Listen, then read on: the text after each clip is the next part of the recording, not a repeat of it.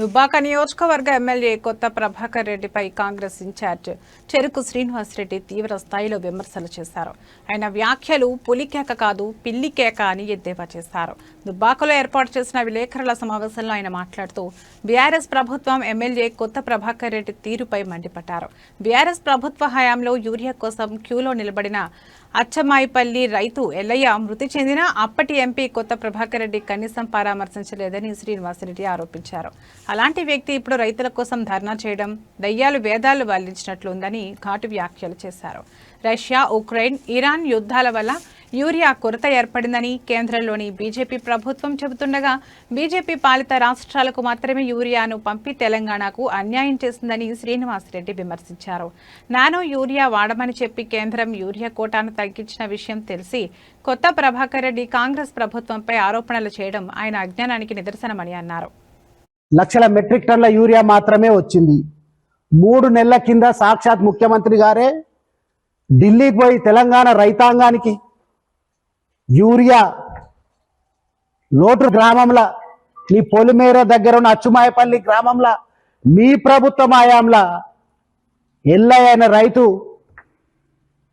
గుండెపోటు వచ్చి యూరియా లైన్లో నిలబడి చనిపోతే కనీసం పరామర్శించిన పాపాన బోలే.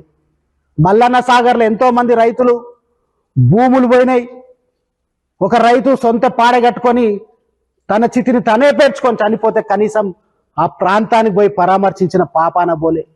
ఈరోజు రైతుల కోసం మొసలి కన్నీరు గారుతున్నావు. అసలు నీకు అవగాహన ఉందా? అసలు సార్లు ఎంపీ అయినావు, యూరియా 7 కిలో వస్తుందో తెలియదు. ఇది కావాలని ఇక బీజేపీ ఏం చెప్తుంది? రష్యా యుక్రెయిన్ వారు సుదీర్ఘంగా జరిగింది, ఇరాన్ వారు జరిగింది కాబట్టి కొంత మేరకు యూరియాలో సమస్యలు వస్తున్నాయని చెప్పి వాళ్ళు తప్పించుకునే ప్రయత్నం చేస్తారు. బీజేపీ పాలిత రాష్ట్రాలకు ఇస్తా ఉన్నారు. అది ఏం తెలుసుకోకుండా నువ్వు ఏది పడితే అది మాట్లాడి కాంగ్రెస్ పార్టీ ముఖ్యమంత్రి మీద దోషించడం, అసలు నీకు అవగాహన ఉందా అసలు యూరియా ఎట్లా వస్తుందో? నీలాంటి ఒక ఎమ్మెల్యే ఈ దుబ్బాక నియోజకవర్గానికి వచ్చడం దుబ్బాక ప్రజల దరిద్రం.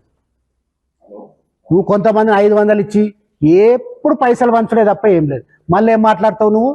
కాళేశ్వరం ప్రాజెక్టులో చిన్న పిల్లర్ క్రాక్ వస్తే మనం ఇల్లు ఏదైనా క్రాక్ వస్తే మంచిగా చేసుకోమా అంటే ఇల్లు అంటే 5 లక్షలు 10 లక్షలు 1,00,000 కోట్లు పెట్టినావు నువ్వు కాళేశ్వరం ప్రాజెక్ట్ పొంగుతా. అది అసలు నీకు అవగాహన ఏమున్నది? ఇక మళ్ళా ఓ మాట మాట్లాడతావు.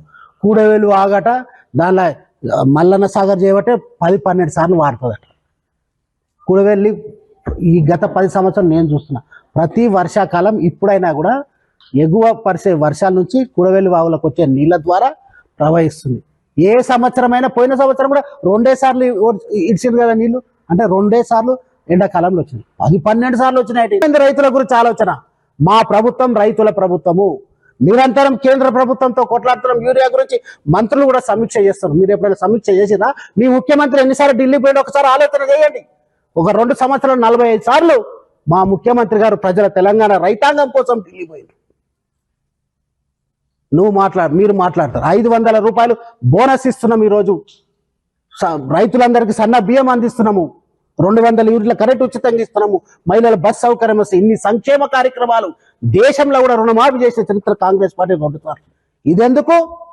Ramagundam fertilizers and chemicals limited అనే సంస్థ ఏదైతే రామగుండంలో ఉందో పూర్తిగా దివాలు తీసే పరిస్థితిలో ఉంటే ఆనాడు మన్మోహన్ సింగ్ గారి ప్రధానమంత్రిగా ఉన్నప్పుడు ఇప్పుడు మన జిల్లా ఇన్ఛార్జ్ మంత్రి అయిన గడ్డం వివేక్ వెంకటస్వామి గారు 10,000 కోట్ల రూపాయలు రుణమాఫీ చేసిండ్రు.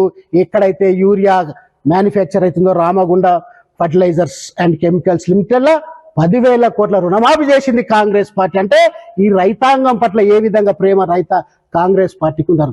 ఆ తర్వాత 10 సంవత్సరాలలో